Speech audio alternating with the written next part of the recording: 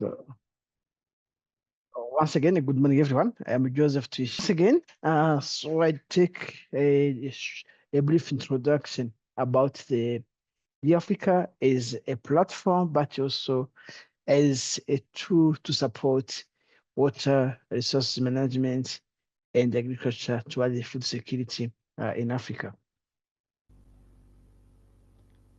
So the context is that we need a reliable digital tool to support several development initiatives in Africa. And that's why the Africa was there to create, to provide a public digital infrastructure so that the accessible analytics could help governments, NGO, and private sector, even the academia, to unlock the values of Earth observation. Therefore, the idea was to empower our countries across Africa with Earth observation datasets to enable climate adaptation and mitigation, greater food security, and more sustainable development. And you are based, of course, on an open data cube approach that you could do everything from your region and work either on a cloud or even on your local servers. So far we have almost 4 petabytes of data sets hosted in Africa on AWS server.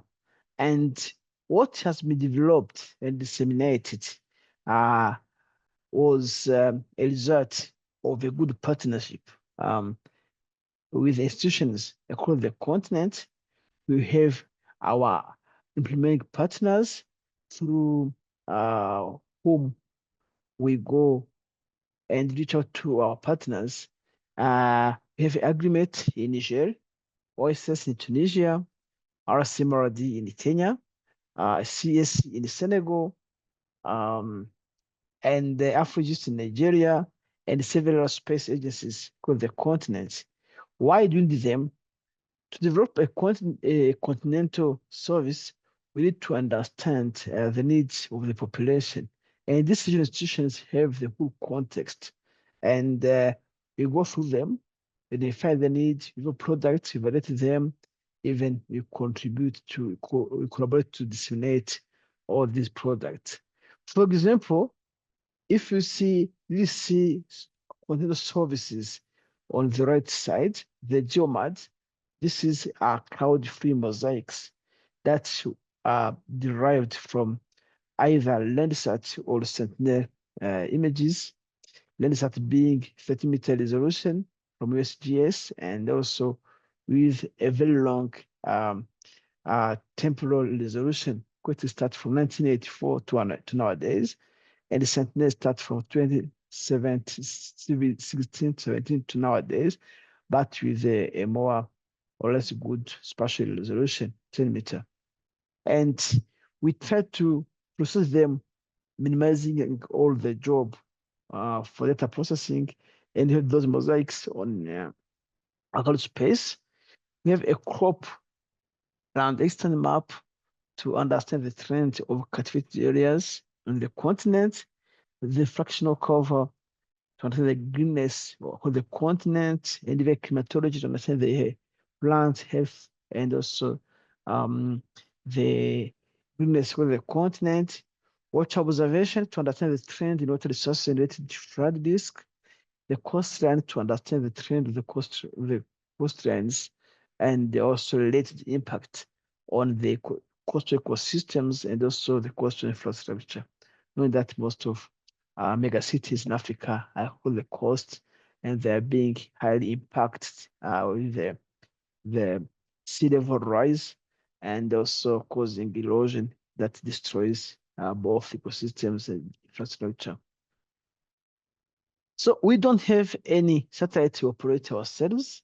What we do, we approach space agencies.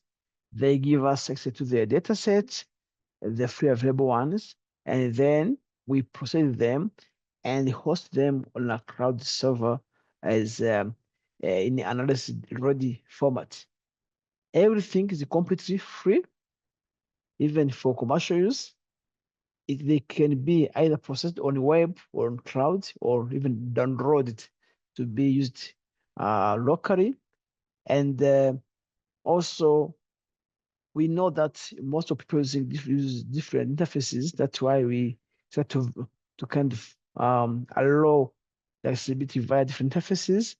And also, there are free online courses support to equip users with the required skills for spatial data analysis, especially Earth observation.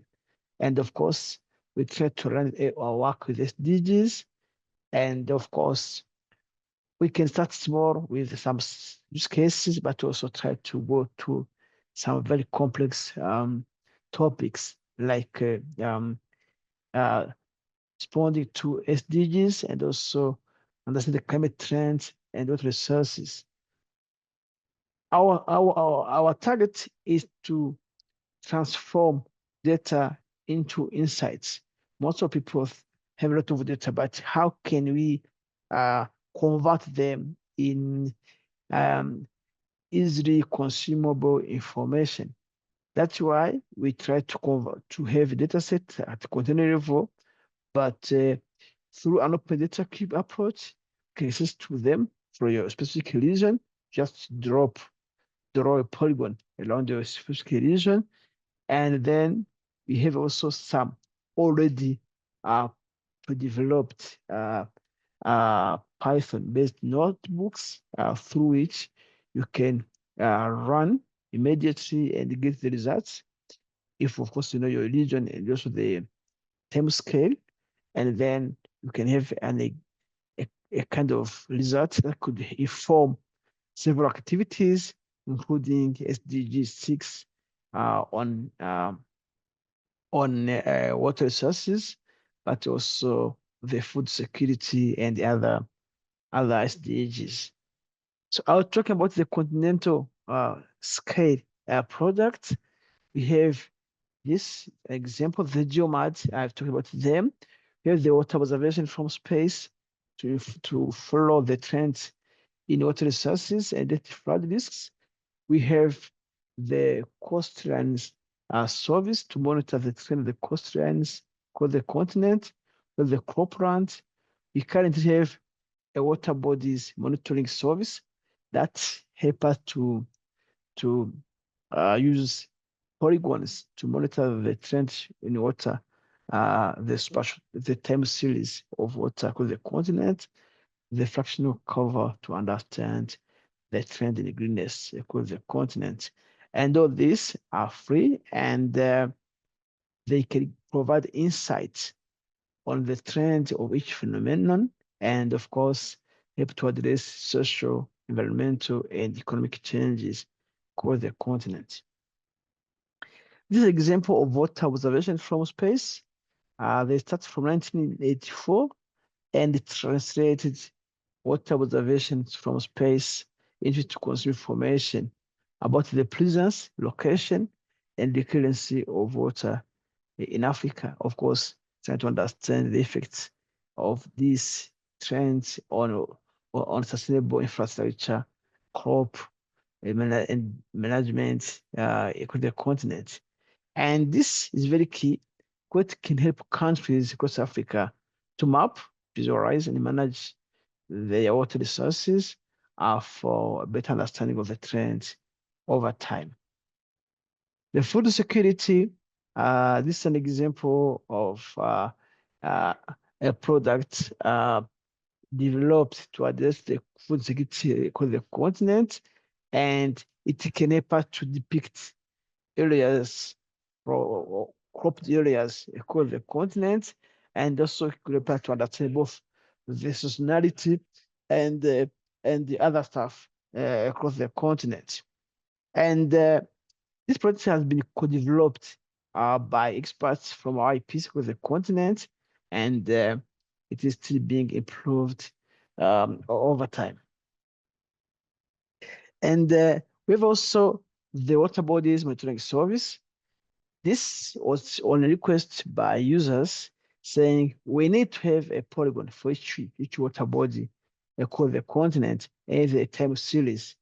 and we were able to identify 700,000 unique water bodies across the continent, and the smallest one were ignored. Smallest means that a water body less than um, 500 square meter was ignored, that to reduce the bias. And also we can develop a kind of uh, time series in addition to the map, and this is updated on a weekly basis depending upon the release of any satellite, I mean Landsat image. But also the climate is changing over time, and everyone wants to have reliable tools to inform climate actions. First of all, we need some nest predictive models. The Africa helps to integrate artificial intelligence and machine learning with Afrogen data sets for improved drought, floods, and crop stress forecast. This is very key, and this I think could impact mostly smallholder farmers, but also help people in business like bank institutions. But also we can support early warning systems with high accuracy and longer lead times. Also, the collaboration with regional partners is very key to operationalize the models.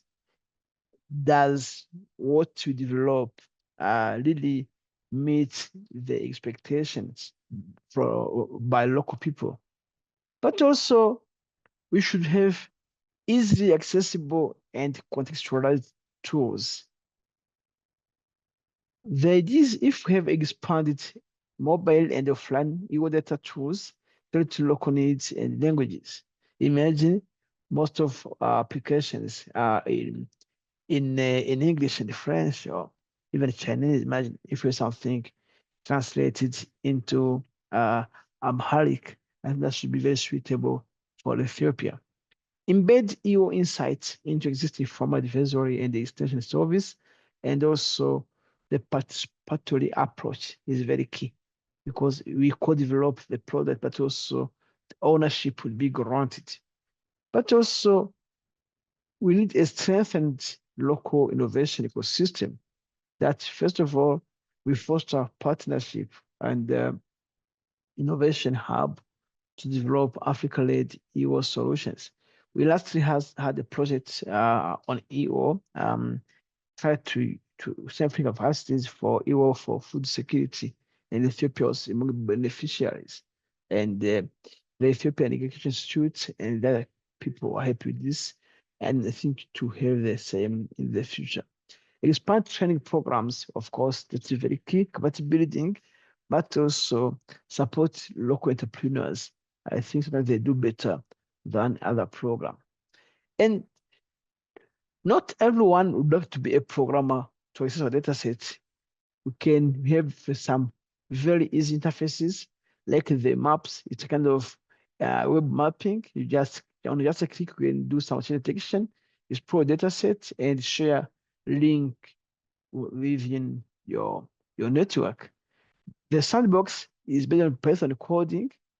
You just there are some developed notebooks, but also you can adopt them depending upon familiarity with the Python coding. And of course, you can access them using softwares because they all have APIs and you can integrate them with your own data sets. But also, most importantly, the capacity building platform that equips you with the needed skills to manipulate spatial data sets. The Africa Geoportal is also another advantage in collaboration with the S3, through which we can explore data sets and use either access online and or even export data sets however you want. And some tutorials are available on this. So we know in Africa we have a lot of clouds, and sometimes data may be missing for a given date for a given region. So we have a metadata explorer through which you can see which image is available for your region before you run the analysis. Because if you are not sure about the availability for data sets, may give you an error during your data processing. But also through an OGC approach, we can use APIs to integrate data sets. And this is very key because we're in the era of big data. And if you don't have any APIs, the integration of data from various sources will be a problem. And this is what we are avoiding. Ourselves are depending on data sets from other partners, and these standard application program interfaces could help us uh, to capitalize on those sources of data sets. And if if I try to if I try to show you the the interface we call map, so I can put it in the chat, the link. On this map, it's a kind of tele map based on the simple principle of web mapping. It's available in French and English. I hope you are seeing my screen with the map. Can you see my screen, Yeah, yeah, please? yeah. Oh, great. Oh, great. Sometimes I'm confused with the two screens. Thank you. And our map is very key. It's simple. You can export data sets. We have some DAfrica on data sets. We have the data on coastal erosion. We have the data on surface water. We have data on agriculture. We have data, the geomedians.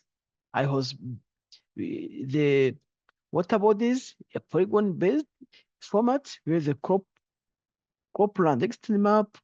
The geomedians derived from both Sentinel uh, to Landsat 9, where the vegetation, the fractional cover, fractional cover, and the climatology, and all these are available within the Africa uh, platforms.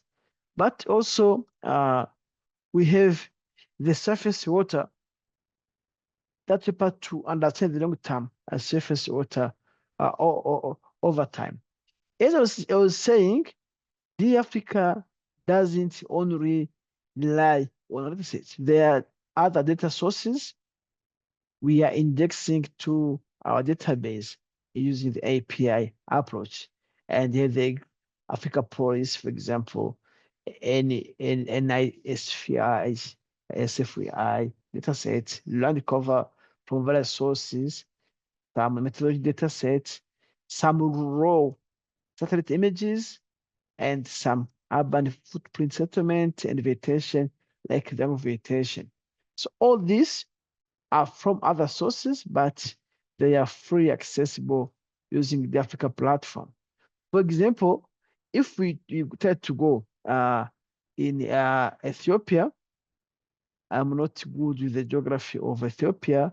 We can type here Oromo, uh, Oromo, Ethiopia. Make sure that I'm in the right region. For example, if we try this water body, I'm seeing here immediately, we can add the you can go to the safe surface water.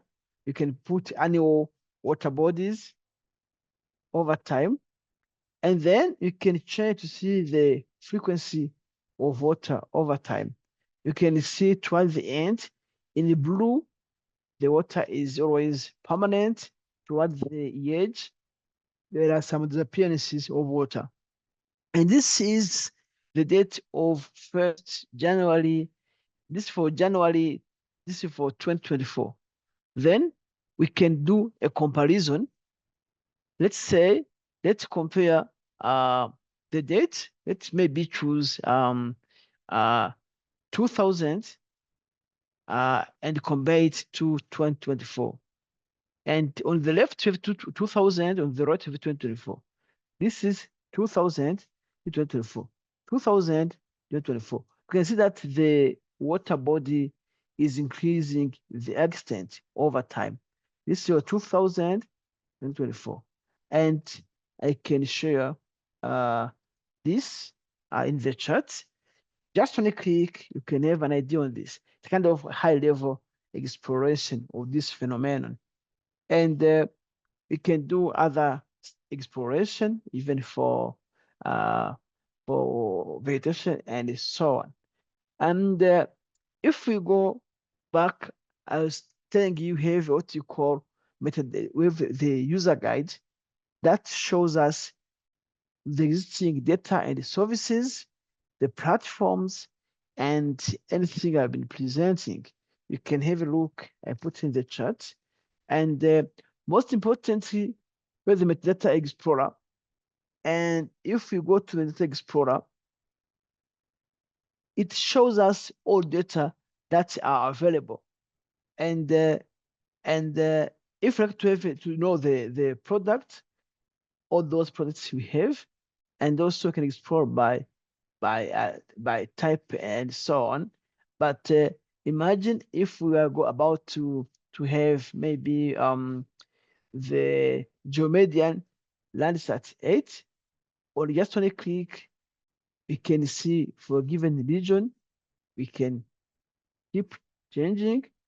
And maybe you can say, do we have this geomedian just for this grid? What we do, just on a click, we can see the geomedian we have for this pixel, and you can say we have for 20, 20, 20 until 2013. It means that if you run your analysis for 2021 or 2024, this won't work. This data set for Landsat 8 are not available beyond 2020. The reason is very simple. It's because we have Landsat 9. And you can explore what we have before we run our analysis.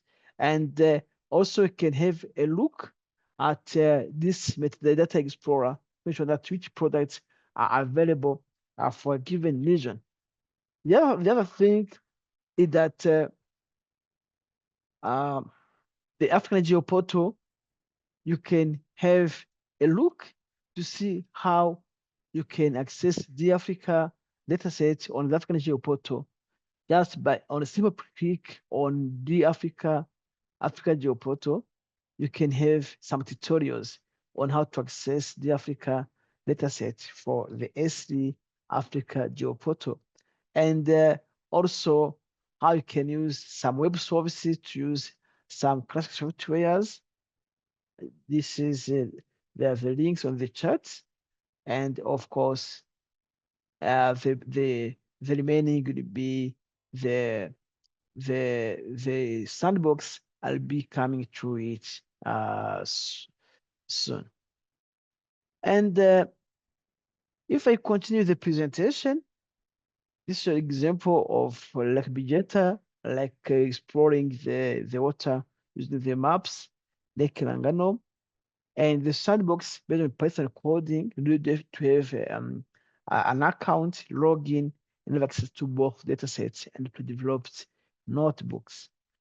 And the sandbox has a lot of notebook repository, above 100 open source notebooks. Some of them talking about agriculture and food security, like this one, trying to understand the crop and vegetation phenology using radar and optical dataset sensors, and mapping the flood risks and water resources, the vegetation being natural or crops, urbanization, how our urban areas are expanding, land degradation, and then cover how our land is being managed. This is the example of wetlands. Insight two to understand the trends in wetland water contents, even the vegetation trends. The coastal erosion to understand the effect, the trend and effect of coastal the coastal erosion on infrastructure and ecosystems, and also have some how to deal with the EO data, how to deal with machine learning and AI, and also how to deal with the open data keep technology. And this is free in the Africa. If we go back to the agriculture and the food security, we mostly can understand the crop health, and we can understand the crop land extent for the continent, but also can understand the cropland monthly vegetation condition. And this is very key. It will be part to understand the seasonality in crops, and of course should be a basis for um, yield estimation, and also understanding how the climate climate is impacting the crop health in a given region. So this is an example of a field in Rumsa, and this you can compare several parcels within one field and try to compare the spectral signatures over time. And the idea that the trend should be smooth it is, and if you see some data are missing, this will due that to the fact that this relies on individual static images, and some of that data might be missing due to cloud cover. And this you can overcome using the radar aspect for Sentinel-1, which could help to overcome the cloud issues. But also can understand the vegetation phenology using the optical sensors. And from the start of the season, you can compare several years. When, if you see for the year 2020, 2023, 2022 in blue, 2023 in orange, and 2024 in green, you're going to see that the farming time has been changing. This is an indicator of snow instability at this start of the season.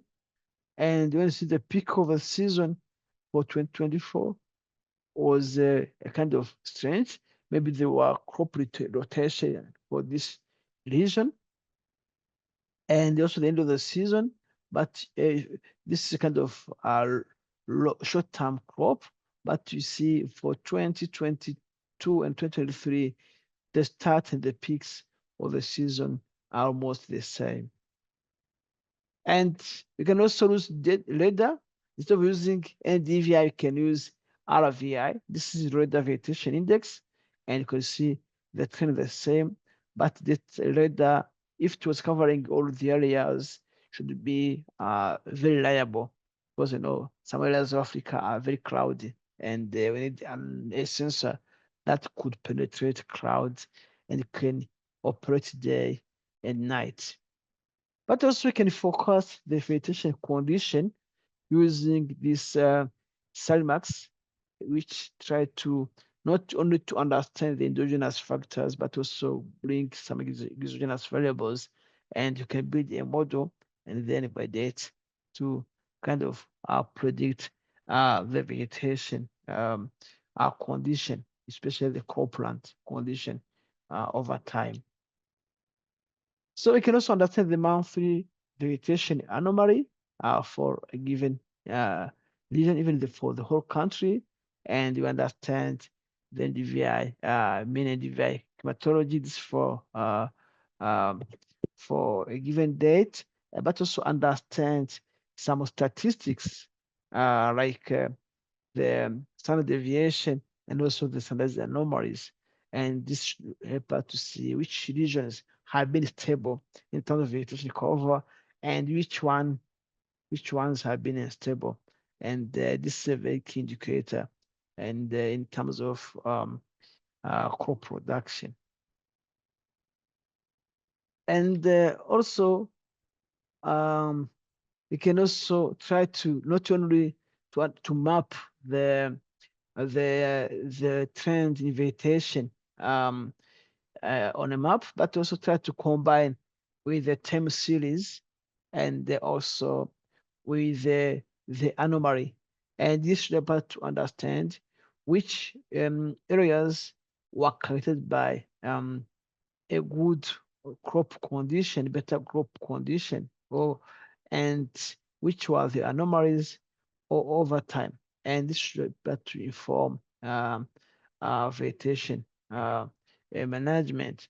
If you see that in our region, there are some dry conditions early in the year. You can see from January to September, but towards the end of the year, the conditions are becoming a bit better.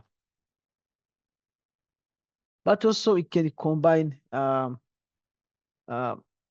combine true color land cover and just the rainfall. The rainfall is a very key factor uh, uh, to uh, that impacts the greenness of the region. And in some dry lands, it's better to understand the patterns of rainfall and even the the, the vegetation condition. And also, we can identify the active irrigated crop plants and using key indicators and try to understand the total crop plant area from time A and time B, and also see if we have this crop extent and some crop extent that falls in areas with water should be classified as irrigated cropped vegetation. And for the water resource and flood risk, there are a lot of uh, notebooks where they note the monitoring wetland that we have to understand the trend in water, the quality of wetlands, where the water extent, to understand the long-term water extent and related flood risk, but also using Sentinel-2 can also depict the seasonality in water. And this is very key as we crop by season and the rate of water at seasonal aggregation should be part to inform or cropping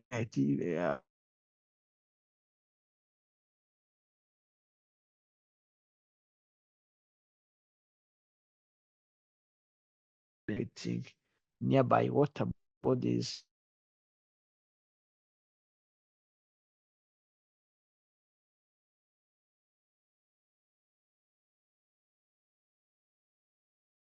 This is the trend of water.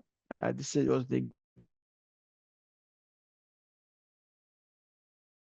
and also it can do a short-term animation for Lakes Way over time using our sandbox and also do a change detection map.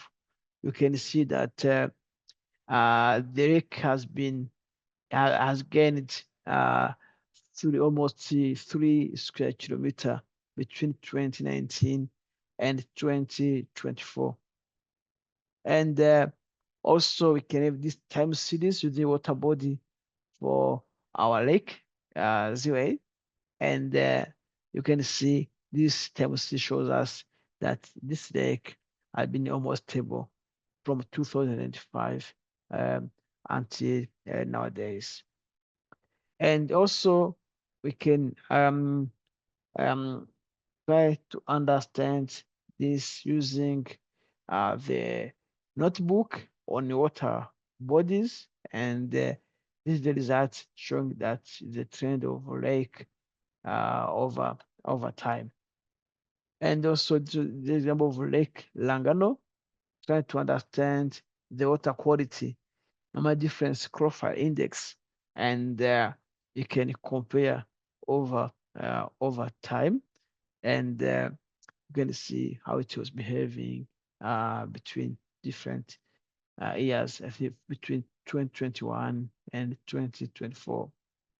And we know that compatibility is very key. That's why with ME, we developed a course, the WhatsApp, It has like online training, even some face-to-face engagement happened to capitalize data sets by DWASA and also to integrate the analytics of the sandbox platforms to inform uh, crops and water management across the continent. So far, we've built the capacity for Ethiopia, Ghana, and Zambia, and Burkina Faso. So accessibility via the Africa Geo portal, I highlighted, I showed how it works. And we can also do some land cover mapping depending from various sources, but come with statistics at national, regional, even at local, at a very localized scale, reform several practices. We have the learning platform. It's free for everyone. You need just to log in, create an account, and work on it when you are available. The idea here was to try to encourage people um, to kind of adopt the command-based EO data analysis so that in the coming years, we are in big data, in the era of big data. They could be able to integrate all the sources of data and come up with tangible solutions. The courses, there are we have a lot of modules, the climate toolkit, the wetland workflow, the DWASA course, the course on regulation and food security, the course on water resources, they exactly following the topic of today. And it's free, and it's a good starting point, especially for non-programmers with the intro to the sandbox that keeps you to with the basic skills. And of course, um, each module is well described. It is a series of uh, instructions and some screenshots to guide people on how things should be done. And at the end of each chapter, there are some challenges, how you can apply what you've learned in your daily job. And of course, a lot of discussion each week. On Wednesday, we have a live session where we exchange new products, services, and anyone from partners could also present what he or she did using our platform. And we also we thank our partners, our donors and technical partners for their dedication to what the Africa is doing, and especially yourselves for the participation.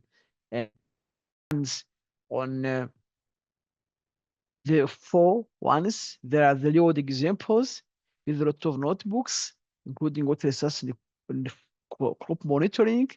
We have the frequent codes, the data sets, beginner's guide, and the SDGs, supplement data and the tools.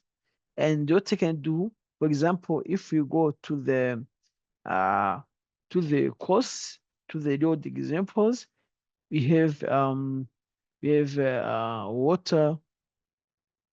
water extent using WOFs, and water extent using Sentinel 2.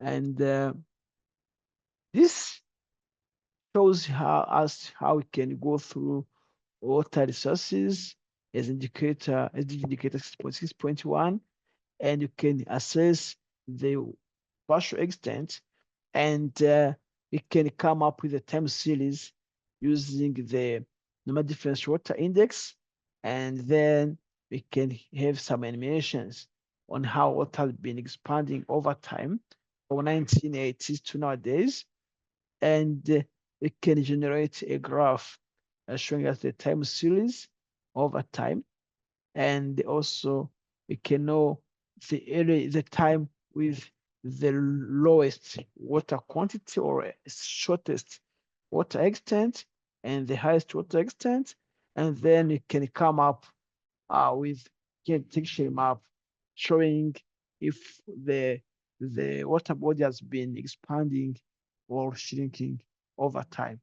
And also this could be done using Sentinel and Landsat. And also we have a lot of notebooks, the ones on wetlands, turbidity, wetland insight tool, and also others I've been highlighting uh, today. So I think that was just to introduce you to what you can do using the Africa platform. And we still have 10 minutes. Time just to hear from you. Thank you. Over to you.